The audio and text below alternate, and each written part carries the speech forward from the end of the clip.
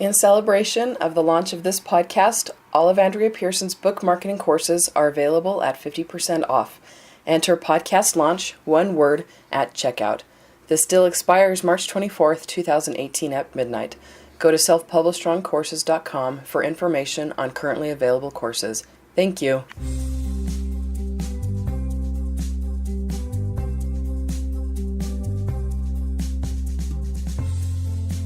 Hi everyone, welcome to the Self-Published Strong podcast. I'm your host, Andrea Pearson, and I'm joined by my husband. Hi, I'm Nolan. We're still recording a bunch of episodes ahead of time before we're going to release them, but today is February 5th, I think? 6th. February 6th, 2018. Do you have any updates for this week? Work stuff that is not applicable. Work stuff that's not applicable. My updates are I finally started dictating the rest of The Temple of Fire, which is the third book in my Coven Chronicles series. It's an urban fantasy series that I started, about a year ago and released the first book in December because the first book was part of a box set for a while. Anyway, I'm very excited about it. It's been one of our best-selling series so far, even though it's only been out for just over a month. I've got the first two books out. And excited to get back to writing. I've been spending a lot of time focusing on nonfiction lately, and my body is aching for stories to be told. Oh my.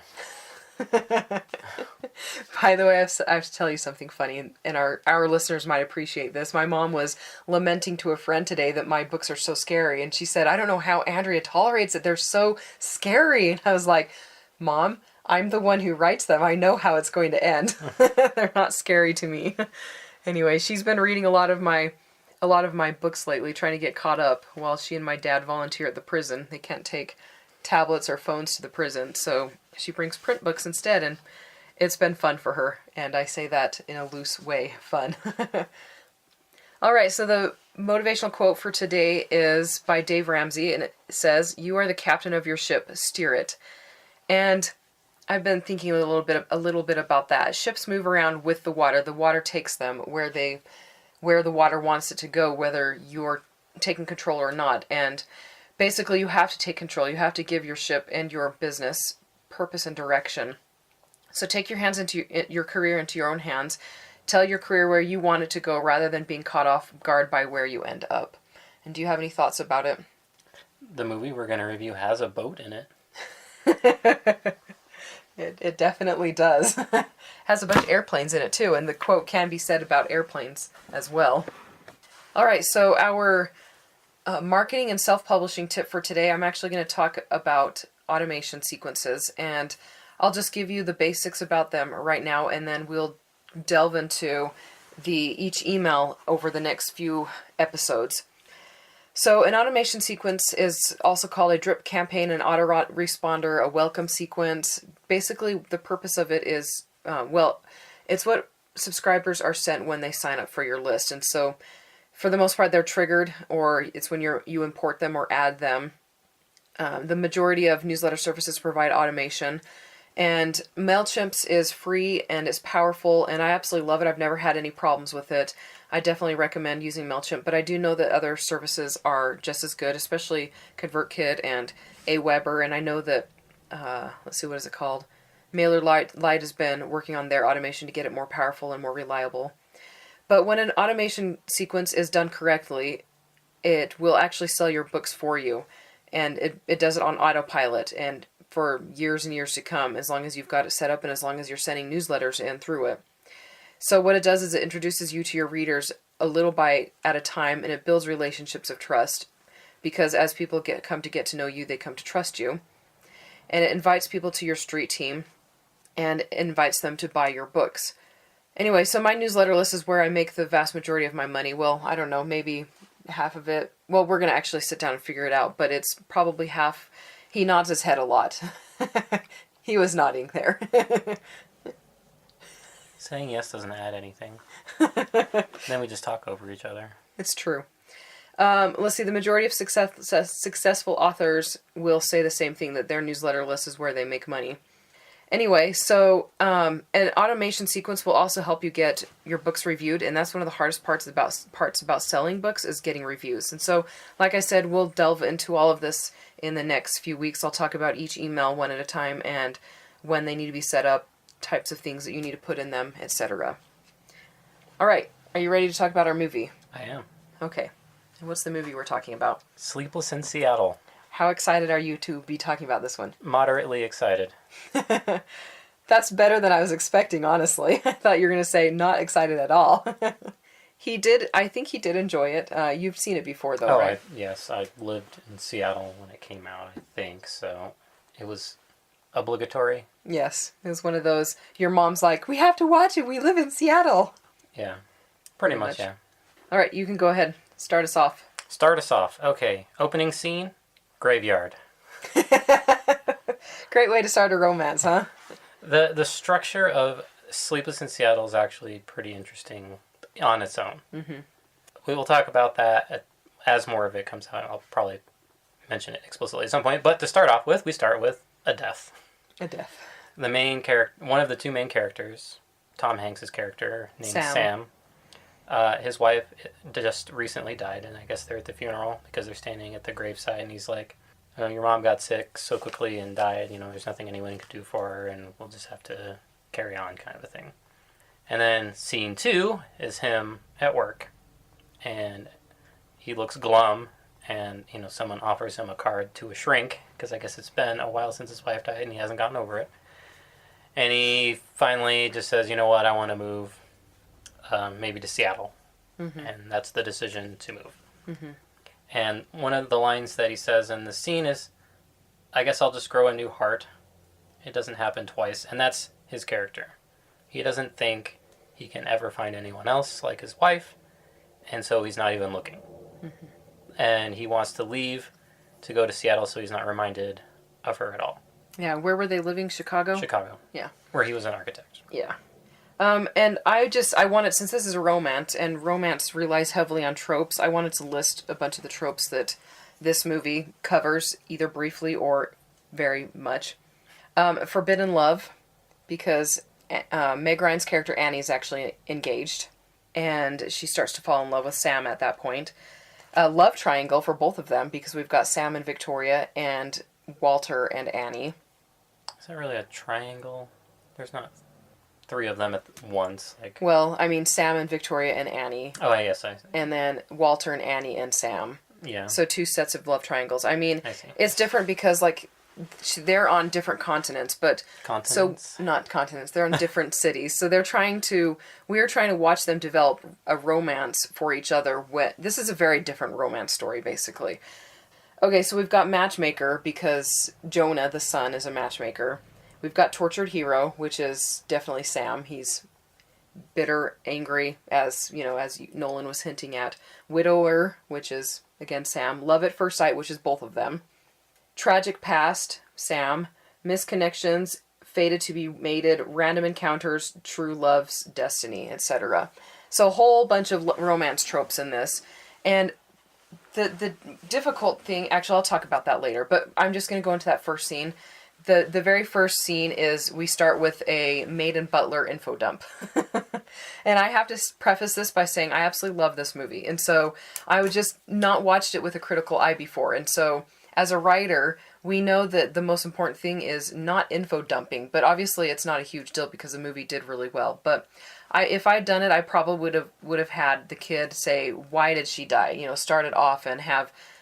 Sam say, well, mommy got sick, it just happens. That's what he says. That's how he started, though. But if we could have had Jonah start it off, then it would have felt more of a conversation rather than Sam just kind of dumping onto the viewers.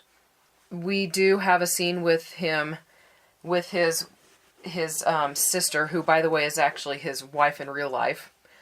And it's a very brief intro to him. Just basically shows how bitter he is and how sarcastic he is, how angry he is, and how not ready he is for romance. And then when they move, I liked the touch of the map gradually waking up. I don't know if you noticed that, but the light gradually showing on the states on the map of the country. And it kind of tells us ahead of time what's going to be happening with Sam, because Sam is bitter and angry, and he will gradually waken up to the idea of falling in love again. It's not like a quick thing, it just gradually happens. Okay, so next we meet our other main character, Meg Ryan's character, named Annie. Yep. And she and Walter, her fiancé, are going to visit her parents. And they're walking up the stairs to the house, recounting all the memorized things about her relatives. About what? Her relatives. Her relatives, yes. Like, and so is the redhead or whatever, and you can tell by the disappointed expression on her face and all this stuff. Yeah. So everything's very scripted, very controlled. So-and-so's the redhead, and you can tell by the disappointed expression. That's all I recall. I don't know if she's disappointed to be a redhead or just a redhead who's disappointed. But... I remember the line, disappointed by the expression on her face. I remember that. So she wants everything to be perfect, right? She's trying, everybody, Annie. Yeah. Okay. Very structured, right? Mm-hmm. They announce their engagement, and then... They go through the allergies thing, right? I have a comment on that. He's allergic to everything, so he's a mess. Yes. She can only be attracted to messes, apparently. She needs to fix somebody. Not uncommon, I suppose. No, that's actually a good point, because it ties in with later comments I have about her, which I will go in later, but... Yeah. Anyway, there's lots of inane family banter and talking... It's not my favorite scene. In fact, actually, I know the whole point of it is to make you feel uncomfortable because it's an uncomfortable situation. My thing with that is Walter, we can't fall in love with Walter because she's not going to end up with Walter. And so they give him, I kind of feel like him being allergic to everything is a cop-out. It's a safe flaw. It's a safe flaw. Safe flaws a lot in this. Yeah. We can't have her dating a complete jerk, otherwise she comes off as weak or as an idiot. But it's a safe flaw. That's a good way to put it. But I don't really like being like clumsy. It. Yes, it's not. I don't know. Bella. Oh, Bella's very clumsy. But then again, that's a safe flaw. That's her only flaw. You want to go over Twilight later, don't you? I definitely do. There's a lot of material. I was going to explain why we didn't do Twilight. We put up a poll and people wanted Sleepless in Seattle. I gave them a bunch of different movies. Sleepless in Seattle was included and Twilight was included, and people voted on Sleepless in Seattle. And that's actually something that our Patreon supporters will be doing from now on. I just wanted to make sure our second episode wasn't one that, potentially offended people, because I know that a lot of people love Twilight, but... Maybe it's not just everything the book. To say about Twilight is bad. It's true, actually. Plus, it's the movie version, which is less good, even though there are things I thought were interesting about how they shot it. But anyway, we'll talk about that in its own. Yes, and we're in this movie now. And anyway, safe flaws are something you give a character who otherwise is fine a way out, emotionally for the audience. Like I said, clumsiness or something. They're not a jerk. There's nothing really wrong with them. It's just they're clumsy, and then. Yeah. Or they have an annoying laugh. Yes. Which is not a real flaw. No. You know what I mean? It's not like they kill puppies or something. But, Victoria and Walter both have other things that keep them away from... And they didn't need to give them these safe flaws. They could have just left it with the... We'll talk about them later. I don't want to talk about it just yet, but... Well, basically, the lack of connection that Annie has with Walter. That's huge, Yes, and they bring that up in the next scene. So... Yeah. The next scene from this dinner is Meg with her mom. Yeah. Annie with her mom. Yes. Trying on the wedding dress. Yeah. I guess it's a family heirloom thing. Mm-hmm. And they talk about the main point of Annie's character, which is signs. Signs or science? Signs. S-I-G-N. Signs. Okay. She doesn't believe in signs. She likes predictability and structure and safeness. But she really does want signs, because... as soon as the wedding dress rips. Yeah, she's like, they talk about blah, blah, blah, it's a sign. And she's like, I don't believe in signs. And then the dress rips, and she goes, it's a sign. And then her mom's like... You don't believe in signs. And that reveals her character. She wants signs. She wants destiny. Yeah. Even though she claims that she wants the structure. Yeah. So there you go. And one little bit about Maid and Butler. We've got an instance here where their mom says, I've probably told you this 1,000,000 times, but I don't care. And that right there, that's a great way to have Maid and Butler happen, is where the character recognizes that they're saying something that they've repeated multiple times. But I really like that because we've got the magic, and it really catches Annie's attention. When her mom says it was magic, and Annie was like, magic. And then they talk about, how her dad was good in the sack and all that, and Annie's like, it's all clockwork, and there's no magic there, and she's recognizing that. I think this is the first time she recognizes that her relationship with Walter is not perfect. And her mother mentions that Walter's a formal name, and doesn't he have a nickname or anything like that? And no. And that's kind of defines their relationship as well, that it's kind of a formal, structured relationship. Yeah, exactly. Okay, so I really loved Sam's reaction to Jonah calling the radio station. It's so real. His anger, Yes. It's not contained. It's, he's like, doctor of what? Her first name could be Doctor, and he's very real in that scene. Also, why is a kid habitually listening to a radio psychologist? Yes, that's a good they question. They don't do that normally. So that broke the fourth wall for me. Took me out of the movie. I was like, why is this kid listening? Because he threatens. He's like, I won't listen to your show anymore. Yes, so why is he listening in the first place? Well, maybe... Not just once, but it makes it sound like it's like a thing he does. Yeah. Well, I mean, it could be like a character development thing that they're trying to put in there where Jonah is concerned about his dad, so he's been listening, trying to get help. Yeah. Okay. Fair enough. They could have mentioned something about that, because I was just like, why are you listening? Yeah, I mean, the dad could have been, are you listening to that again? Oh, you actually called? Or something like that. Like that. Yeah, just to give us a little bit of a thing. One other thing that happens during this radio scene is that Annie and Sam say, sure you do, at the same time. Oh, that's right. Yeah, they like, I don't want to intrude, or, whatever. Yeah. And they both say, sure you do. So they had a connection, well, Annie did, because she's the one listening on the radio, to him. Yeah, good point. That's the first... without having ever even met. Yes, that's huge. the first connection. So they do have she has a connection to him, and most of the movie is her trying to deal with this possibility that there is a connection to him. When she doesn't really have one with Walter, and trying to see a connection with her and Walter that is not there. Right. And this is the first time that this happens. So. Yeah. And it's a good contrast between her relationship with Walter, that even though she's never even met this man, She already felt more of a connection yeah. from his radio interview. Yeah. Okay, so then we move on, and we're with Meg Ryan, so Annie and Becky, her best friend. And I love this. This was fantastic showing rather than telling.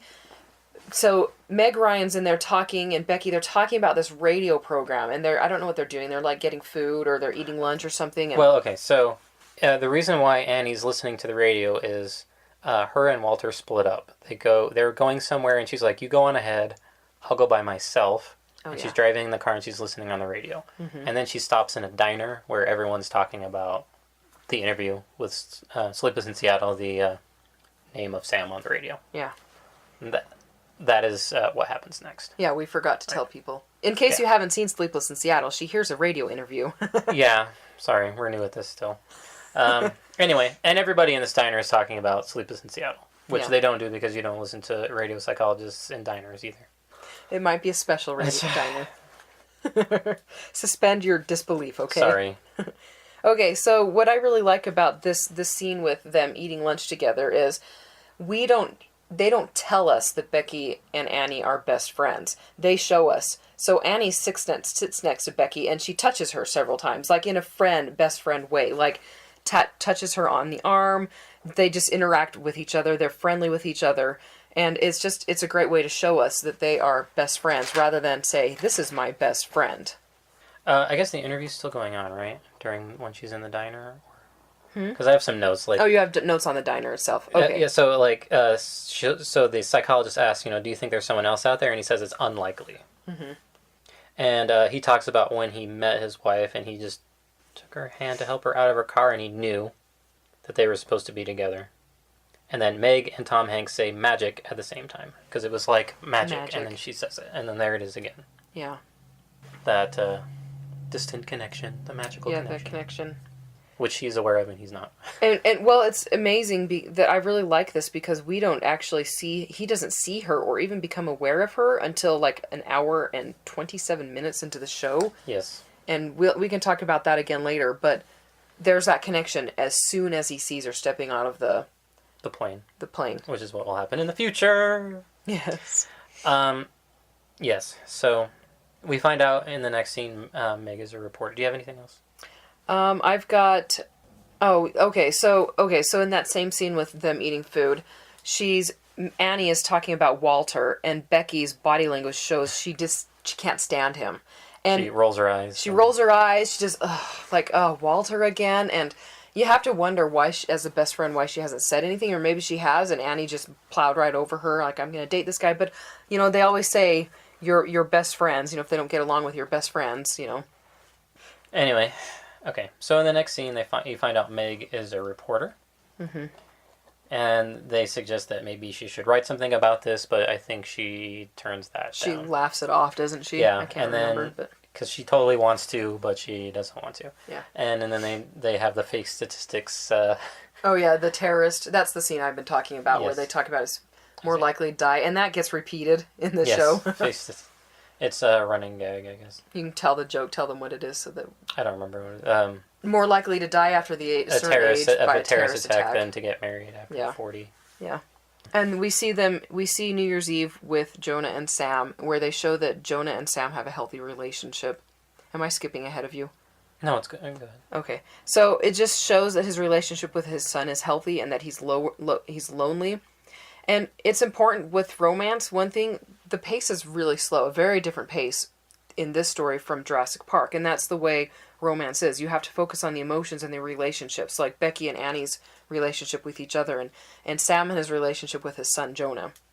And then, of course, his relationship with his wife, because she actually appears to him. What is it, a dream or hallucination? A memory, I guess, an interactive memory. Yeah. Anyway.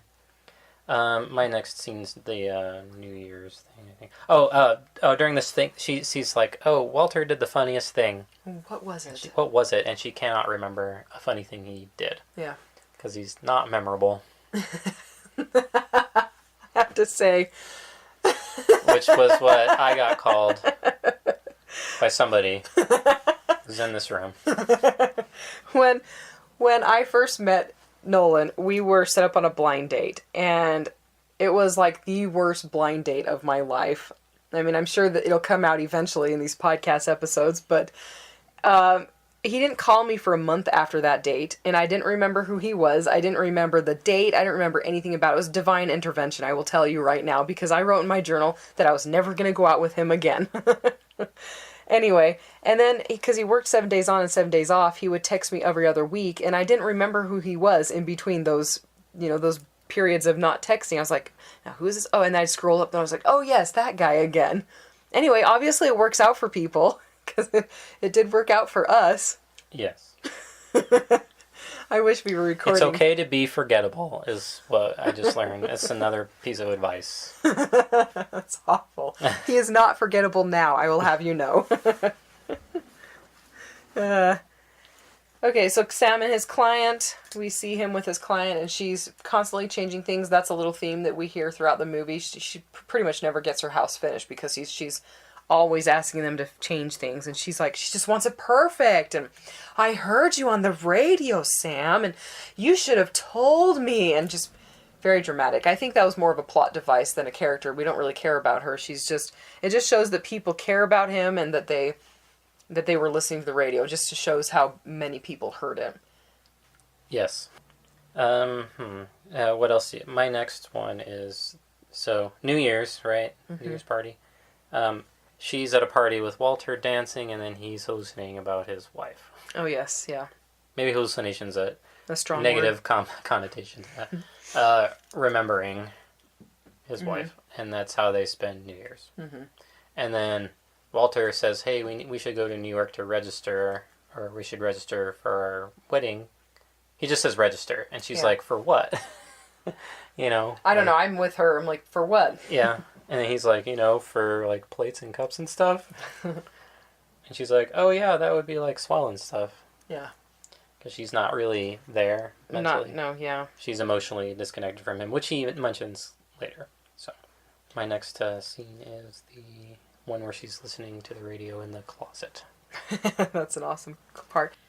Okay, so I'm just going to talk about... And then after... Okay, so after the New Year's event, Sam gets a ton of mail. That's where I am too. And then he's like, holy crap. And then they're trying to find out where all these girls are from. And this scene, once he realizes that he's desirable, he starts to begin to think about dating again. Yeah, because they got like hundreds and hundreds of letters. 2,000 letters. And he's like, we need to narrow it down to people that are, like close by. Yeah. So he doesn't even like say, no, get these out of here. He's like, he doesn't want to read them. He has Jonah read them. Exactly, but he doesn't reject it entirely either. No, he doesn't throw them away or anything. Exactly, which is what you would think, so that's his first step. And that sets the scene, that sets the stage. They show that the letters are important. That lets us know that the letters are important, that Annie's going to be introduced to them through a letter. Otherwise, they wouldn't have had that in there at all. So that scene has a purpose right there. And I like that he's like, this is not how it's done. And because he doesn't want to read a letter and meet somebody. He wants to see somebody and know that they're the one. And I like that because he gets it his way, and Jonah gets it his way as well. Yes. Because Jonah's the one that's instigating all of this. True. He's our protagonist. He's the one that actually No, he's a plot device. He gets it done. Yeah. He's not the hero, he's the protagonist. Yeah. Well, a plot device is somebody that sends the plot forward. He's the one that takes action. Mm-hmm. Sam is just like a having bit of things flotsam. acted on him. He's passive almost through the... He does decide to move to Seattle, but otherwise Jonah's the one who's like... Moves everything forward. Yeah. Yep. Takes decisive action to reach a goal. Mm-hmm. And did you notice Annie and Walter's nighttime routine? Oh, yes. By her nightstand is a stack of books, and by his is a humidifier. I'm talking about the part where he's getting his humidifier and all that stuff set up, and she's like doing her own stuff, and like their backs are to each other, and yet she knows to hand him a tissue at the right time, and then she takes the garbage away and throws it away, and they're just, everything they're doing is methodical and clock-like, yes, and mechanical. No romance. It's completely dry. It's kind of the way marriage gets after a little while, but I don't know, I think that in a romance, you need to have, there needs to be sparks flying, Mm-hmm. Okay, so my next comment's on the apple. Okay. Are you ready for it? Go ahead. Okay. Annie's peeling an apple in one long strip while she's talking to Becky on the phone. Mm-hmm. And later, Sam says his wife could peel an apple in one long strip. Oh, there you go, I have it. It's a nice little touch. Listens to radio at night, peels an apple skin in one piece. And then later on, that's one of the things that he mentions that he missed about his wife. That she could do it, yeah. It was just a nice little touch, just kind of tie the characters together to show a little bit more of that connection. And then she talks about having fantasies about Sleepless, and is it just cold feet with Walter, or is it really a thing? Yeah. Let's see. Where are you in your notes? Oh, yeah. Oh, this is the next event for Sam that makes him want to date, is his son has a girlfriend. Oh, really? I didn't even think about Jessica. that. He sees him with a girl, and he's like, who's that? And she's like, Jessica. And he's like, after that, he starts asking his friends about dating advice. Oh, see, I didn't even notice that. He's like, what the heck? My 8-year-old son. My 8-year-old son has a... Yeah. Well, what I really liked about that interaction with Jonah and Jessica is that it shows that Sam is completely lost. He has no idea how to handle his son with... the part where... Will you have sex with her? Well, I sure hope so. And is she going to scratch up your back? And what? Where do you get that from? They always, somebody has cable, and the girls are always scratching up the guy's back. And it just shows how lost Sam is, like where a mother would probably take on that role. And the role of instructing and teaching. And basically a sounding board, so he knows how to handle his sons. Yeah, he's a little disengaged from it. He's always complaining about things his son is doing, but then doesn't take the time to... Well, it's because figure out what he's doing, or it's showing how lost and confused he is. Like, he always looks a little confused. He's not sure. He can't be a mom and a dad. He doesn't know how to take his son and teach him and guide him. Yeah. Okay, so yeah. Hi, Dad. This is Jessica, and he's like, what? Yeah. All right. So my next comment is about Victoria. Are you there yet? No. So the next one is Meg and her friend. What's her face? Becky. Her friend Becky says they're watching An Affair to Remember, I believe. Mm-hmm. And she says, you don't want to be in love. You want to be in love in a movie. That's Becky saying that. Becky says that. Yes, and that's true. Yeah. She wants the magical thing, and she just hasn't admitted it to herself yet. She wants the magic, the zest, the Yes. spontaneity, serendipity. Because she keeps trying to say, no, what I have with Walter is fine. It's great. Great. Yeah. And doesn't convince anybody. And herself. she's like, Walter's so unpredictable.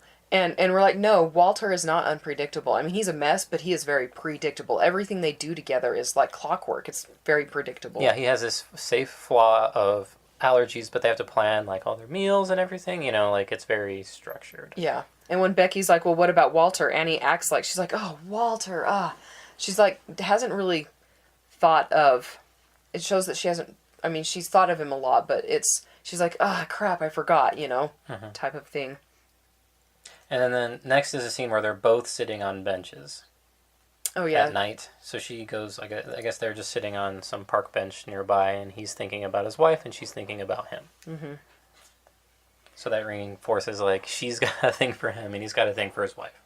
Okay, so we've had, throughout all of this, we've had a lot of examples of how people get together by coincidence. And Annie doesn't believe in coincidence, and yet the way she met Walter was coincidence. They got the wrong sandwiches. And the way her mom met her husband was coincidence. The way Sam met his wife was coincidence. And the way Becky met Rick was coincidence. And all of this is all just random things, and she doesn't believe it. And yet she's... Well, she did say that she believed it was just a coincidence. It was just a coincidence. But it wasn't a sign. It wasn't a sign. Okay. But one thing that she... Okay, so she can't possibly brush shoulders with Sam while she's in Seattle and he's in Baltimore. And so she doesn't really believe in coincidences, but she sets things up. She's the one that stalks him online in their version of online. In their 90s version of online. Yes. And she's the one who writes the letter, though Becky is the one who sends it. And Annie's the one who goes out there. She's the one that's she's the one that's setting everything up for them to accidentally brush shoulders. Yes. Like we said, Sam is finally deciding to date. And he asks out Victoria, the interior decorator for one of the projects he's working on. Yes. And right before he's going out with her, Jonah reads Annie's letter. Oh, yes. And he's like, this is her, because she likes baseball or something like that. Yeah. Some detail. Was that the one baseball player? Everybody says that so-and-so's whatever. Yeah, the best whatever. And no, they don't. But that's the point, is that it's... more than coincidence to Jonah. Oh, I see. You're saying no, they don't. Not everyone. Not everyone would say that. Exactly. But I mean, if you're a fan of, and Jonah's like, Dad, she's the one. I really like her. And then asking Victoria out, the lack of connectivity. He calls her, but she's like, he's like, I want to see if you want to drink. He's like, oh, dinner's fine. Yep, Friday's good. All right, okay, I'll see you there. All right, that time, okay. And then it just shows there's no connection between the two. She's the one that's pushing everything, which is fine. But it just shows that it's not a strong enough desire on his side, that she's definitely more into it. It's not an equal partnership. Yeah, exactly. The attraction's not equal. Yes. One thing that this movie is absolutely great at, it's great at showing us that Annie's relationship with Walter is wrong. It makes us yearn for her to find the right one. So she's surface happy with him, but she's completely unfulfilled and unhappy underneath everything. And she's ignoring that. She's totally not paying it. She thinks everything with him is great. Things are great with Walter. And even she comes to a point where she lets go of Sleepless in Seattle to start dating Walter again. That's more towards the end of the movie. But, where she's trying to give everything to Walter. But so writing romance, you need to show how someone goes from being incomplete to complete. Not both characters need this, but we need to have something that shows why they need to be together. And this movie is showing us that they've got a connection even though they've never met. And they've done that several times. They've done a very great job of showing how incomplete they are and how they've got a connection that leads us to believe and yearn for them to make a connection so that they will be complete again. So, Annie hires a detective. Yes. Totally wonderful. And, this is why she's not a good person. And I'm not particularly sympathetic to either of these characters. And he not so casually takes pictures. He's dressed like a private detective, I believe. He's got a hat and a trench coat and the whole thing, taking pictures with an actual old school film camera with a lens. Yes. Um, Old school, you mean back then that was regular school? Regular school, because they didn't use cell phones. They certainly didn't have smartphones with cameras. So, No. so he's No, using a and computer. how did she afford to hire a private detective? Yeah, that's not inexpensive. I mean, she could. I mean, If she I've wanted to spend her friends money that way. I have friends that have hired private detectives, and it's cost like $10,000. Wow. Okay, so she's serious. I mean, the ones that I know that have hired private detectives, like to stalk ex-spouses for judgments, for judges and information for courts against divorces and things like that, it's like $10,000. Wow, I should have done that instead. Okay. You should have become a private detective. Thought you were saying you should have hired one against me instead. No, I should. To build my case, yes, you're right. No, I mean, all you have to do is like take pictures of people doing it, basically. Whatever. You're That aren't evil. supposed to be doing it, and then you're just like, here you go. Oh, that's awful. One note, they share 2 minutes of on-screen time where they're actually in the same space together. And so in order for it to be a romance, I mean, it's a romance because they end up together and they're falling in love. Well, Jonah's falling in love with Annie and Annie's falling in love with an idea, but it still works. And it's still one of my favorite romances. But you have to have an emotional connection. There has to be an emotional connection somewhere. And so we've got the hope of one between her and Sam, but the emotional connection is between the side characters. And they build risk as like, will Sam end up with Victoria? Because now he's starting to try to make a connection with somebody. Yes. Which Jonah doesn't like. Yes. Her, and attempts to sabotage their budding relationship. Yeah. And this drives him to call the show again. Oh, yes. While they are kissing the hoe. Oh, before I wanted to talk about their first date. Okay. Did you notice, I've seen this movie a million times, and this is the first time I've noticed that Victoria knows the guy's name who seats her, and he knows without asking what drink she wants to drink. So what is this trying to show us about Victoria? I mean, either she goes on lots of first dates or she always eats out, but... I see. She did pick the restaurant they went to. That's true. So I don't know, I think that they're trying to show that she's desperate. I mean, that she's always... Desperate, but she has her crap figured out, I guess. I don't know what I'm trying to say. Like, she takes control. Yeah, she knows what's going on. Sam's a little lost and a little emotionally desperate, and then she just comes in and she's like, okay, let's go here at this time, and this is what I like, and, you know, that sort of thing. And he's just, like, along for the ride because he wants to score. Yep. Because it's been a while, I guess. And there's my comment on the detective. How did she find a reputable one? I mean, how do people find... I don't know. She works for a newspaper, so, I mean, That's she true. probably... That's true. She used her nosy reporter skills, Yes. as Megamind would say. I love Megamind. We need to do Megamind. We could do Megamind.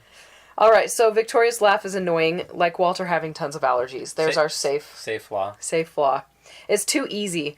Well, okay, so my first thought was get creative, make it more fun. But then I was like, no, because Victoria's not supposed to be a huge character. So a safe flaw, an easy flaw is fine because she's just a plot device. She's too two-dimensional anyway to really get to know her and have a more integral flaw. And the person that doesn't like her is Jonah, and so it has to be something that, from the perspective of something a child wouldn't like. Yeah. Because that's the objection. She's like, I haven't been camping in a long time. And Jonah's like, Dad, we ought to go camping. Yeah. Anyway, exactly. So the kissing scene, let's go to that. The kissing scene. So they go on another date, I guess, anyway. They're kissing outside, they being Victoria and Sam. And then Jonah calls the radio show again. And the psychologist tries to talk him down. Yes. Because he's panicking about the hoe. And he's kissing her! He's kissing her! And he's like, good. And the psychologist is like, good, he's finally opening up. Mm-hmm. You know, and you may not like it, but it's good for your dad. And Sam loves the attention, and it is opening him up. I mean, it's getting him ready. It did, actually, yeah. Ready for the possibility. So, yes. And then he screams to stop the date and said he saw a spider. And on the first date they had, he called him in the middle of the date. Of the restaurant. Are you bleeding? Are you dying? Yeah, to say that he should meet Annie. Sam should meet Annie in New York. Which is very... what's it called? An Affair to Remember. This movie is I don't want to say tribute because it has like the exact opposite plot structure, but the end is this, I guess. I guess it fulfills the thing that never happened in in A Fair to Remember, because they never meet at the top of the Empire State Building. That's true, this one. But they do in this. Yeah. So there you go. I actually made a comment. What? She didn't get hit by a taxi on the way? Should have gotten hit by a taxi on the way. And then they just drag her in a stretcher up the stairs, I guess. Okay, so Jonah, I like Jonah's comment when Victoria and Sam are kissing. He says he's not sane enough to make any judgments. So Jonah knows what his dad's going through. Jonah knows that his dad's not in a position to be picking Victoria right now. Rebound. Not good. No. We know all about we don't know all about rebound relationships. Though I did break up with a guy 5 days before our blind date. Yes, Annie decides to do the interview with Sleepless in Seattle. Yeah. Which is a complete cover. Yes. And she talks to her friend. What's her face? Becky. I can never remember her name. Becky. She's like, I think I'm going to go do the thing. And she's like, yes, I think you should go do the thing. And then that's all. And that's like the whole... And then she just gets up and walks out of her office, and that's it. Yes, it's awesome. It just makes it actually, all official without being official. And it's very like... Yeah. I just think it's funny. But. She's like, now I've got the company's approval. I can go. Yes. But she tells Walter she's going to Chicago. Yeah, she tells... Seattle, yes. Yep. Which is a lie. And she feels guilty about it. And tells the person sitting next to her how guilty she is. She's like, the lady's like, don't you just hate flying? And Annie's like, oh yes, I just told the biggest one to my fiance. Yeah, exactly. And the lady's like, what? I meant flying. Yes, not lying. And then when Victoria says to Sam, maybe we should spend some time alone, Sam's initial reaction is kind of repulsion, honestly. He's a little bit, he's like, I don't know if I'm ready for that. And that's when we first meet Annie, is that scene. Yes, they're both in the airport. So everybody meets up in the airport. So they're dropping Victoria off because she's got to go do a thing. And then I don't even remember what she was going on to do. I don't even think she says, like, oh, I just hate to have to go. Oh, that's right, And they don't really say because it doesn't matter. Yep. Which is fine. Perfectly good. And then, so they drop her off, and then Jonah and Sam are having, like, an argument about how much he doesn't like Victoria, and he wants to meet Annie. Yeah. And then Annie walks off the plane into the terminal, and Sam sees her. Yeah, and that's our meet cute right there. An hour and 6 minutes. Is it a one-sided? Yes, 1 hour and 6 minutes into the movie, the two main characters, one main character sees the other main character. Annie already had her meet cute at the beginning when she heard on the radio. Sort of, yes. That's what makes this movie's structure so different. And then he doesn't say anything. He doesn't. He's just stunned. I mean. Yeah, he sees her, and he's dating Victoria, so. Yeah, and I mean they're in an airport, and whatever. He just stares. He's like, whoa. Yes. So he has his that moment that he wanted for meeting somebody. Well, seeing somebody, just seeing somebody in this case. But there you go, and that's where he has his connection finally. Yeah. But he doesn't know who she is. He doesn't even know it's Annie. Mm-hmm. Nobody does. And she came there to see him, so she's actually headed to his house. Yes. Yeah, and so she tries to meet up with him multiple times, and she keeps barely missing him. And she's fumbling with a map. Yes, Seattle. And trying to find out where he lives, and yes, Seattle really is that confusing. It's one of the worst cities to navigate. As far as I'm concerned. Portland's up there too. I hate navigating Portland. Yeah, downtown is. There's a lot of just all the one-way streets downtown. It was always terrible. I went to college in Portland. I was always telling people how to get around randomly. Anyway. Let's see. So, just a general piece of advice about romances: your meet cute should happen about within the first 10%. This is obviously a very, very different structure, and they pulled it off, and it works. But most romances do not follow that structure successfully. So, you'll want to, if you want to write this kind of story, this one and what is it, Serendipity? Serendipity, they meet at the beginning though, so that's different. So, I don't know, I've not really seen a lot of movies that have this sort of a structure. Yeah. Anyway, so she goes to meet him. She finds the place where they live, which I guess is like a boat house. Mm-hmm. And they're gone. So she turns around and she sees them leaving on a boat, a little motorboat, and she decides to follow them. So she drives haphazardly and gets to the beach where they're at, but decides not to talk to them and just watches them play together and have their father-son time. And she likes it, it's endearing to her. And then she almost goes to go talk to them, so she's parked across the street, and then his sister shows up, who he mistakes for the hoe. Oh, who the detective mistakes for the hoe. I suppose. Well, Annie does too, because they are Yeah, two different that's people. She just assumes that it's the hoe, because he hugs her and Jonah hugs her, and it's like a joyful reunion. It's so confusing. He's hugging his wife in real life, and it's his sister in the movie, and yeah, and so she hesitates, and then she hesitates in the middle of the street, and almost gets hit by a semi. And the semi blows its horn, and then he turns around and sees her again, the woman he saw in the airport. Yeah, and they say hello. They say hello, and that's at 1 hour and 12 minutes in. Yep. So their first exchange of words is hello. Yep. So and of course we've got Becky and Annie, and Becky's like, hello? And of course then we have to watch and all I could say was hello from An Affair to Remember. Yes. Okay, so the next scene we'll talk about is Walter and Annie registering. And outside the window, you'll see a heart. A white heart, I believe, with a black silhouette on it that is actually Tom Hanks and Meg Ryan's actual silhouettes. In real life. In real life. Yep. I noticed that. Thank you. And I've never noticed that. And I mean, I read the trivia from IMDb, and I've never noticed that. It confirmed my observation. Boom.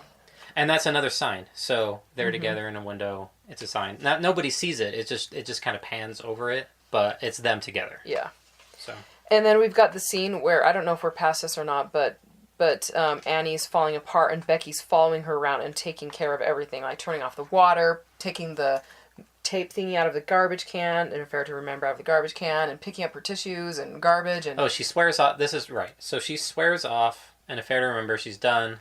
She's going to marry Walter. They're going to go do the registry thing. Yeah. So that's right before the scene I was talking about. Yeah.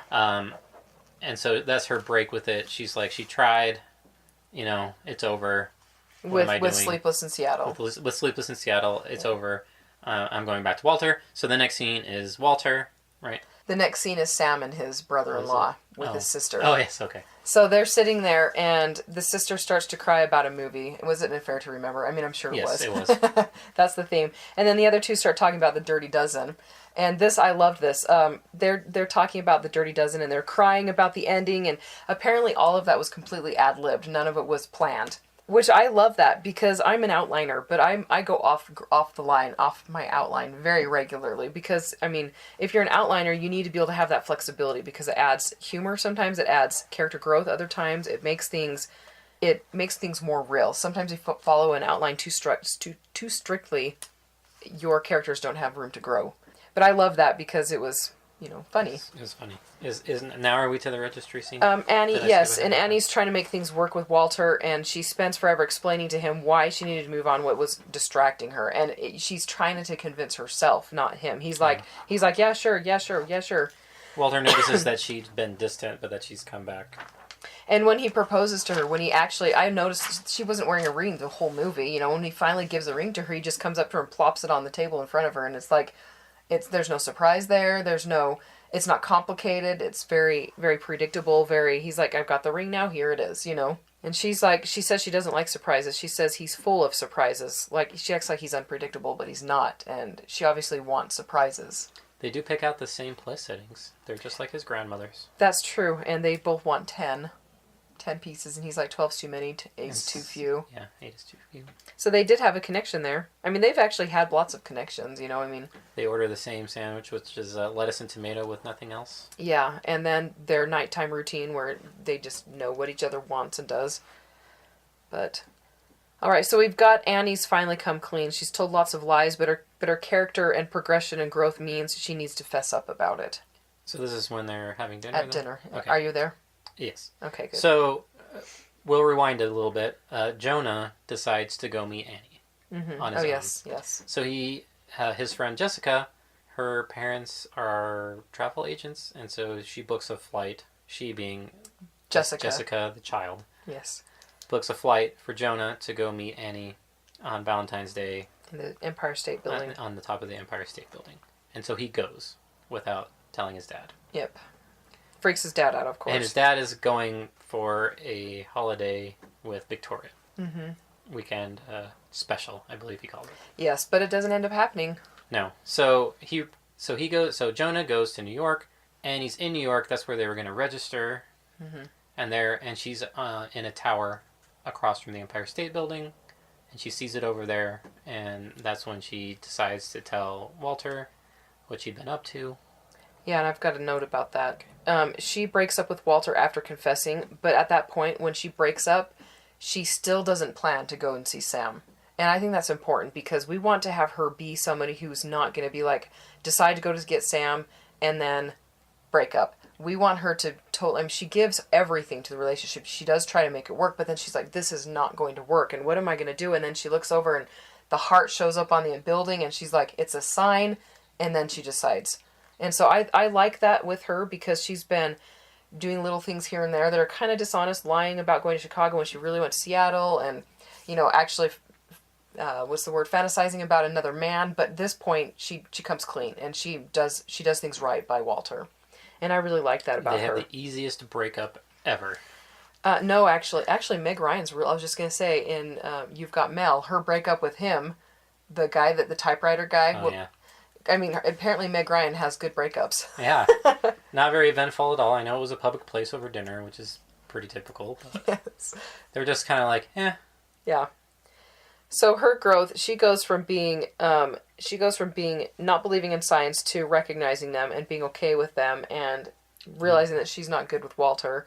And then Sam's growth goes from bitter to sarcastic to open. And so his is a stronger development, his personal growth. It goes farther because he started farther away. Yeah.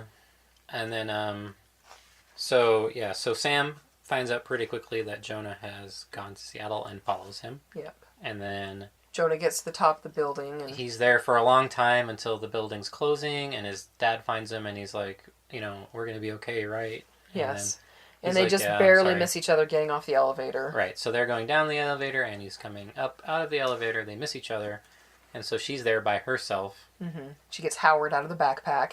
She get the stuffed bear, teddy bear. And then, Jonah wins again. Yes. He forgot his backpack, so they go back for his backpack, and that's when they finally meet. Yes. How into the movie is this now? The end of the movie. Like this is the last scene of the movie. Yeah, pretty much. Is the top of the tower. Yeah, and it's one of those, they know, and they see each other, and you see the connection, and with only 2 minutes of on-screen time, you have to make it count. So they've got lots of long, lingering looks. This is where you get the romance in, and they're not going to kiss. It's unbelievable for them to kiss. But this is where a lot of romance stories start, is this scene, but in theirs, this is their ending scene. Yep. And they just hold hands, and he can't stop looking at her, and she, furtively, looks out of the corner of her eye a bunch, and he's just staring at her. And I think but not in an uncomfortable, weird way. I think that he pulled off the... awestruck. Yeah, I think he pulled it off better than she did, because she's kind of like, her head's craned unnaturally, and I'm like, I think Tom Hanks pulled it off better than she did there, but... Yeah. Yeah. So, takeaways from Sleepless in Seattle. The weirdest structure, I think, the most atypical structure of anything we'll talk about. Yeah. Very different than our first two podcasts. Very different from other romances. Very different from our other romances or anything that we'll cover at all.